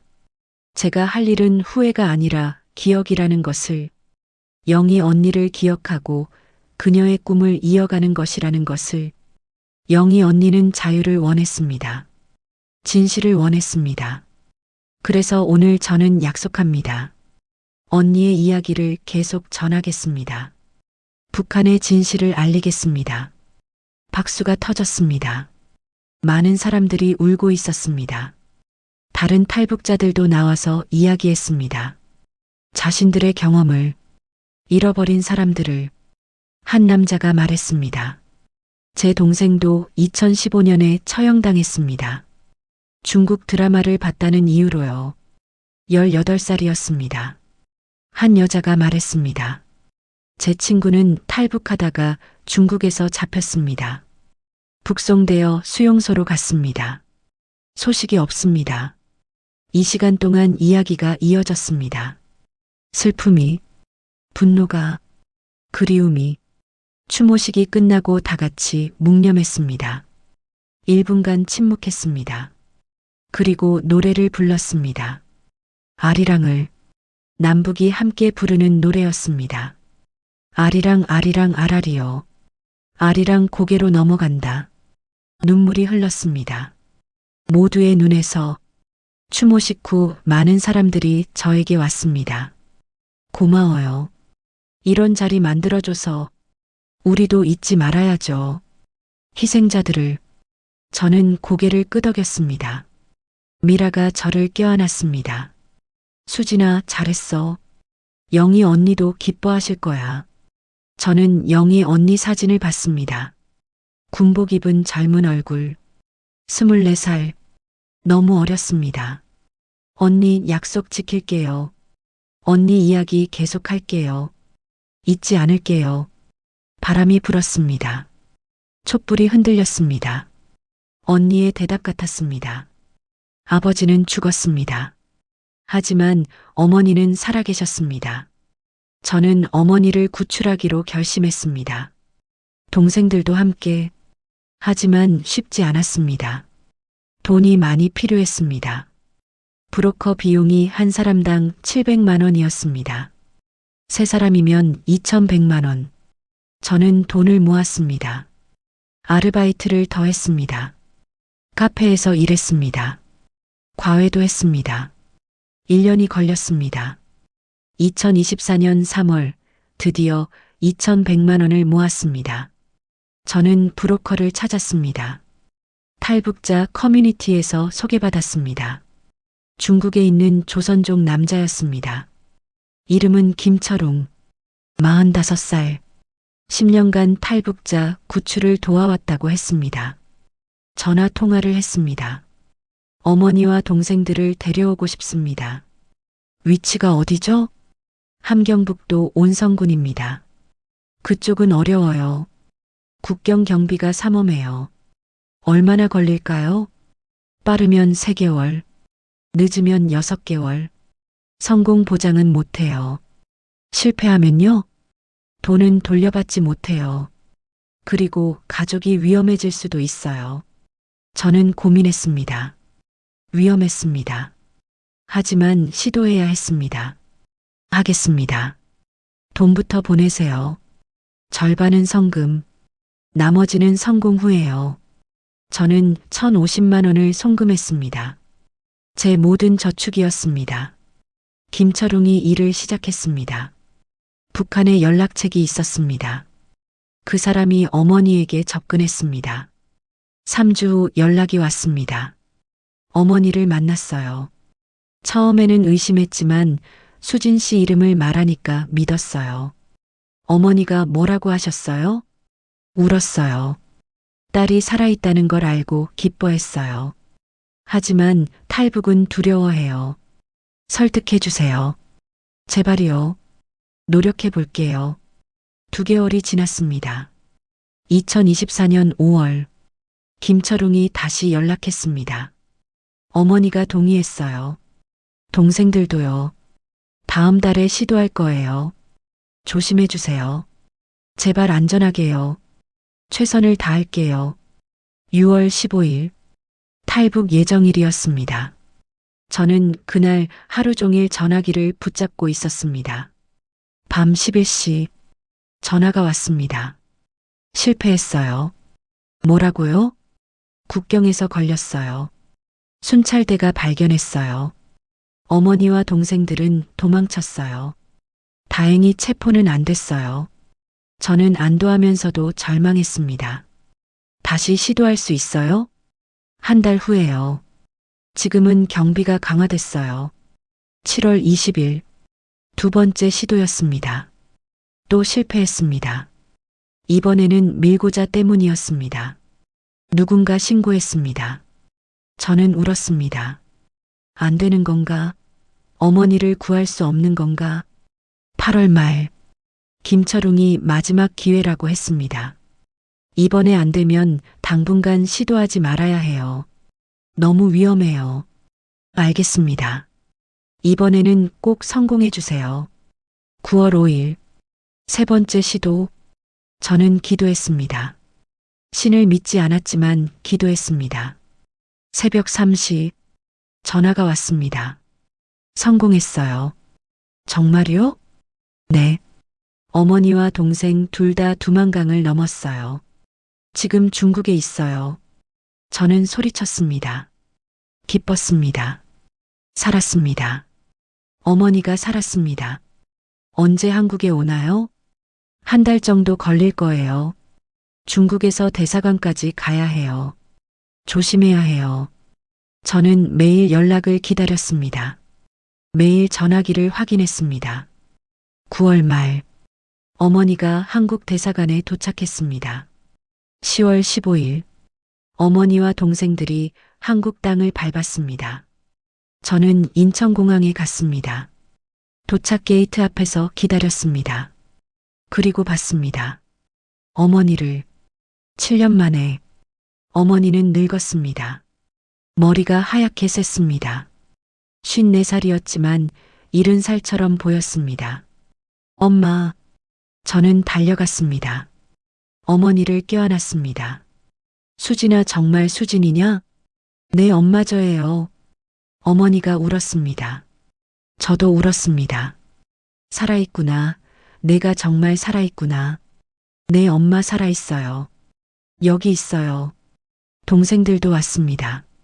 남동생 리준혁은 17살이 되어 있었습니다. 7년 전에는 10살이었는데, 누나, 준혁아, 우리는 공항에서 한참을 울었습니다. 어머니와 동생들은 저와 함께 살게 되었습니다. 제 원룸은 좁았습니다. 하지만 같이 있는 게 중요했습니다. 처음 며칠은 좋았습니다. 7년 만에 재회였습니다. 이야기할 것이 많았습니다. 어머니가 물었습니다. 수진아, 어떻게 살았니? 힘들지 않았니? 힘들었어요, 엄마. 하지만 괜찮았어요. 대학도 다녔어요. 대학? 우리 딸이 대학을? 네. 지금은 대학원생이에요. 어머니가 울었습니다. 자랑스러워하며 울었습니다. 하지만 곧 어려움이 시작되었습니다. 어머니는 밤마다 악몽을 꿨습니다. 비명을 지르며 깼습니다. 수용소 꿈이었습니다. 아버지 꿈이었습니다. 어느 날 밤 어머니가 말했습니다. 수진아, 내 아버지 말이야. 저는 알고 있었습니다. 하지만 듣고 싶지 않았습니다. 아버지는 내 때문에 잡혔어. 내가 탈북해서. 알아요, 엄마. 4년을 고생했어. 수용소에서 먹을 것도 없고 때리기만 하고. 저는 울기 시작했습니다. 미안해요, 엄마. 제 잘못이에요. 어머니도 울었습니다. 아니다. 내 잘못이 아니야.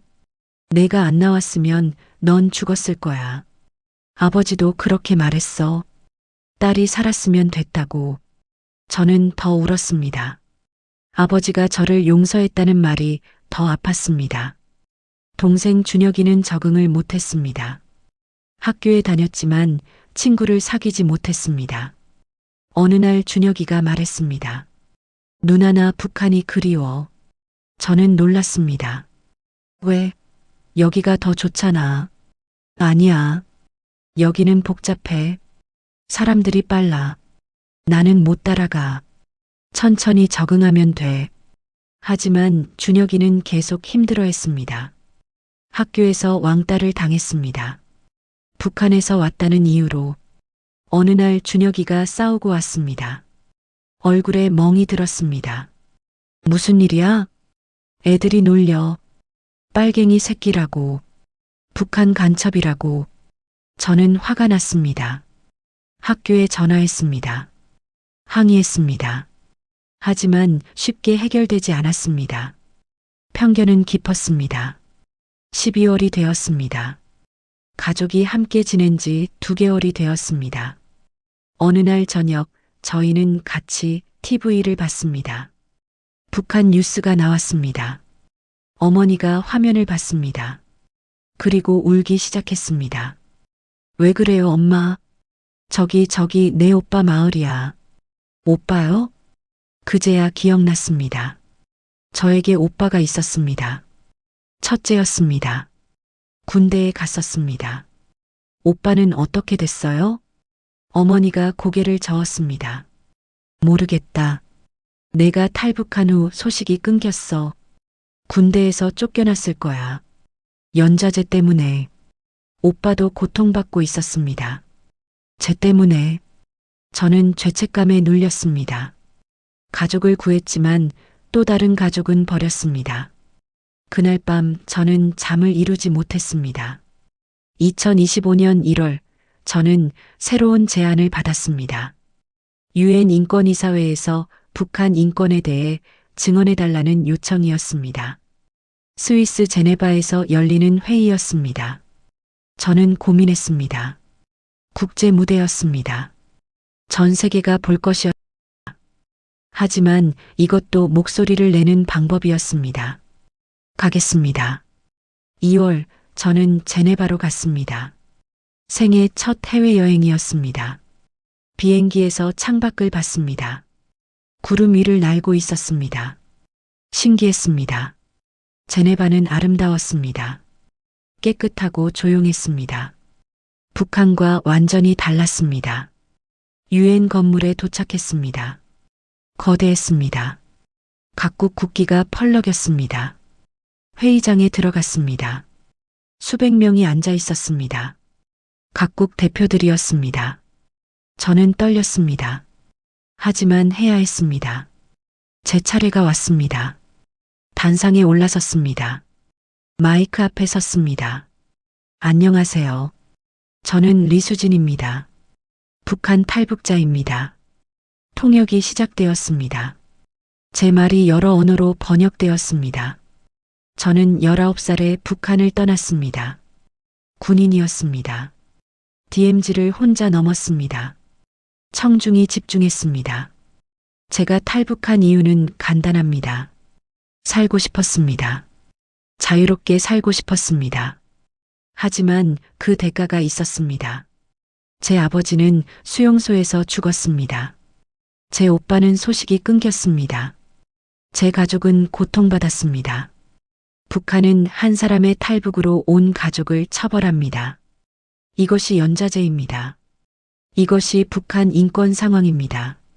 저는 30분간 증언했습니다. 제 경험을, 영희 언니 이야기를, 지뢰밭 이야기를. 끝나고 박수가 나왔습니다. 몇몇 대표들이 와서 악수를 청했습니다. 용감한 증언이었습니다. 감사합니다. 북한 인권 개선을 위해 노력하겠습니다. 하지만 저는 회의적이었습니다. 말만으로는 바뀌지 않았습니다. 북한은 여전히 그대로였습니다. 한국으로 돌아왔습니다. 3월이었습니다.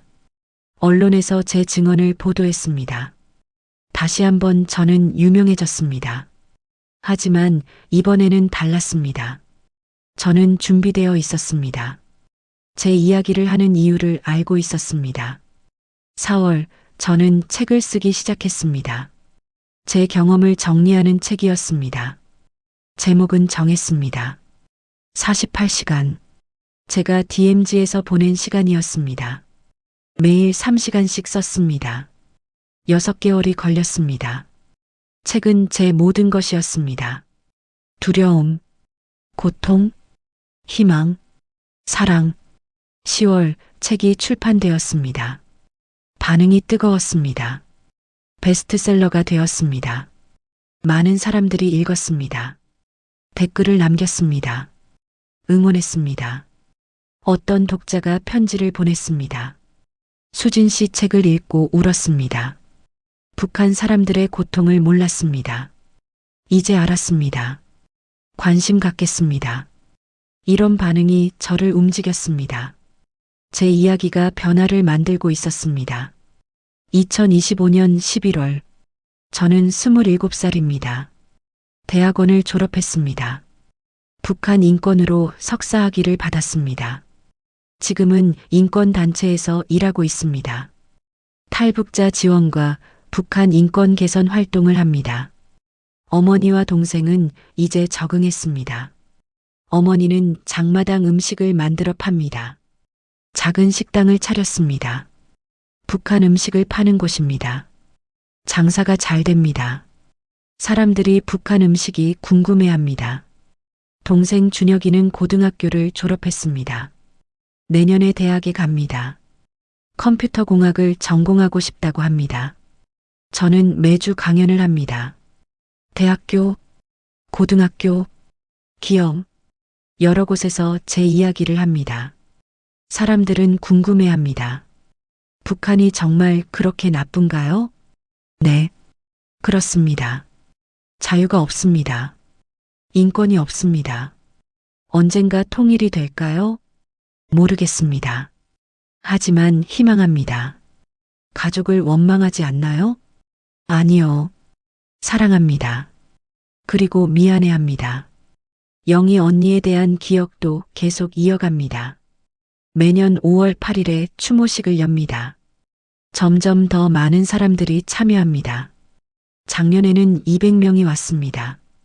탈북자들, 인권활동가들, 일반 시민들, 영희 언니의 이야기가 알려지고 있습니다.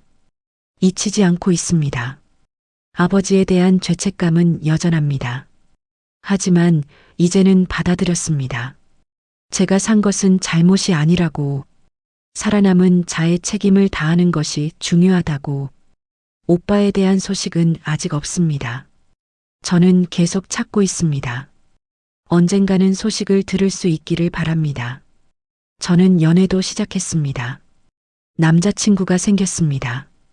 28살 회사원입니다. 탈북자가 아닙니다. 한국에서 태어나 자랐습니다. 처음에는 제 과거가 부담스러울까봐 걱정했습니다. 하지만 그는 이해해줬습니다. 받아들여줬습니다. 우리는 평범하게 데이트합니다. 영화를 봅니다. 맛있는 것을 먹습니다. 산책을 합니다. 평범함이 행복입니다. 북한에서는 상상도 못했던 평범함입니다. 가끔 저는 생각합니다. 만약 탈북하지 않았다면? 만약 그날 밤 김철호에게 저항하지 않았다면?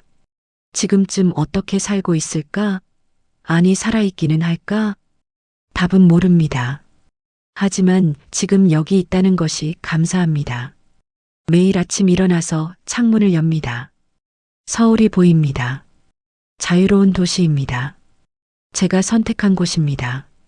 가끔 북한 방향을 봅니다. 북쪽을 봅니다. 저기에 아직도 많은 사람들이 있습니다. 자유를 모르는 사람들이. 언젠가 그들도 자유를 느낄 수 있기를 바랍니다. 언젠가 북한이 변하기를 바랍니다. 언젠가 제가 고향에 돌아갈 수 있기를 바랍니다. 두려움 없이. 하지만 그날이 오기 전까지 저는 계속할 것입니다. 이야기할 것입니다. 증언할 것입니다. 싸울 것입니다. 왜냐하면 저는 살아남았으니까요. 영희 언니가 원했던 것을 이루고 있으니까요. 저는 리수진입니다. 27살입니다. 북한 탈북자입니다. 생존자입니다. 그리고 증언자입니다. 2025년 11월 6일. 오늘 저는 특별한 곳에 왔습니다. DMZ 전망대입니다. 8년 만에 돌아왔습니다. 바람이 붑니다. 차갑습니다. 11월의 바람입니다. 북쪽을 봅니다. 철조망 너머를 봅니다. 산이 보입니다. 나무가 보입니다. 제가 넘어온 곳입니다. 8년 전 그날이 생각납니다. 2017년 5월 21일 19살이었던 제가 지뢰밭을 기어갔습니다. 죽을지 살지 모르는 상황이었습니다. 하지만 살았습니다. 기적적으로 살았습니다. 그리고 지금 여기 서 있습니다. 27살. 자유로운 땅에서. 가이드가 설명합니다. 여기가 DMZ입니다. 세계에서 가장 위험한 국경입니다. 지뢰가 100만 개 이상 묻혀 있습니다. 관광객들이 감탄합니다. 무섭다고 합니다. 저는 웃습니다. 저는 저 지뢰밭을 통과했습니다. 한 관광객이 묻습니다. 여기로 탈북하는 사람 있나요? 가이드가 답합니다. 거의 없습니다. 너무 위험해서요. 대부분 중국으로 갑니다. 저는 거의 없는 사례 중 하나입니다. 전망대를 떠나며 저는 꽃 한 송이를 놓습니다. 흰 국화입니다. 영희 언니를 위한 꽃입니다. 그리고 아버지를 위한 꽃입니다.